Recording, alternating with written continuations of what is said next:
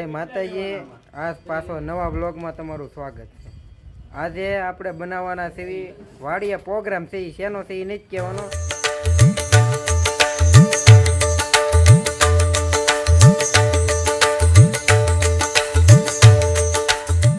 તો છે ને મિત્રો, ગામડે રહેવાનો એક આ જ ફાયદો છે કે પ્રોગ્રામ છે ને આપણે વાડિયા કરીએ. સિટીમાં હોય ને તો આ ન થાય. એટલે આજ છે ને તમને પ્રોગ્રામ કઈ રીતે એમ વાડિયા કરવી ને તમે આ વ્લોગમાં જોવો.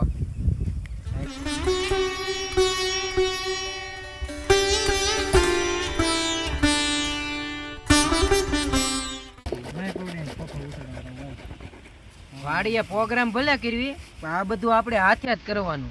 સિટી વાળાને આ ન ખબર હોય, સિટીમાં આવો પ્રોગ્રામ ન થાય.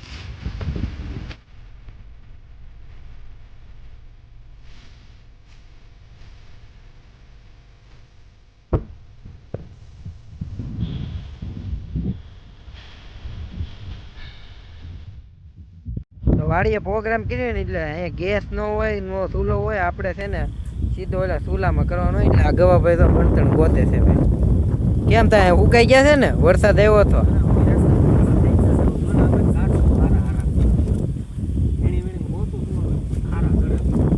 હા ત્યાં 2 દિવસ તડકો આવતો હોય એટલે સુકાઈ ગયા છે. મને એવું લાગે છે નગર છે ને બહુ વરસાદ આવતો હતો અહીંયા 2 દિવસ. સુરતમાં બહુ સારો પડી ગયો પણ અહીંયા આવ્યો હતો સારો. એટલે ગવા બાપુ બળતણ ગોતી લીધા તો.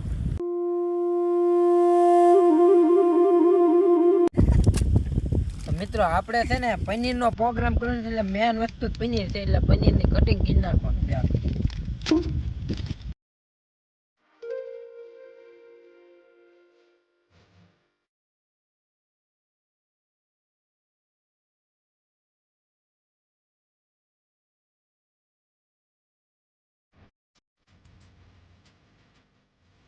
વાડીએ પ્રોગ્રામ કરવા તો આવ્યા જ હતા પણ આગલી વાડીમાંથી અમને ફોન આવ્યો કે તમારી વાડીના સીમે રોદડા આવ્યા. એટલે અમે રોદડા કાઢવા આગળ જ આવી છે. હાલો જોવો.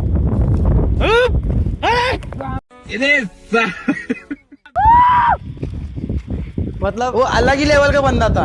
नहीं.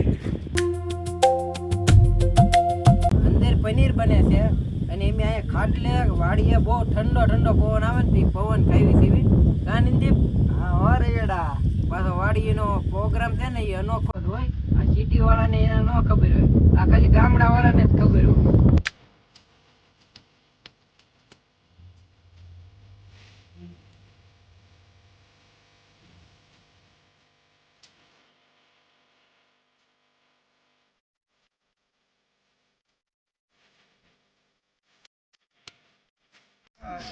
પ્રોગ્રામ હોય એટલે પાપડ તો હોવા જરૂરી છે.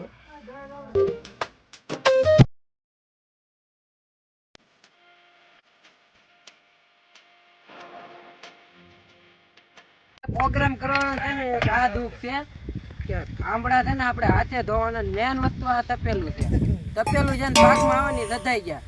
મારા ભાગમાં તપેલું આવ્યું છે એટલે આપણે ધોઈ નાખવી. વિડીયો ગમ્યો હોય તો લાઈક, શેર અને કોમેન્ટ કરી નાખજો. જય માતાજી.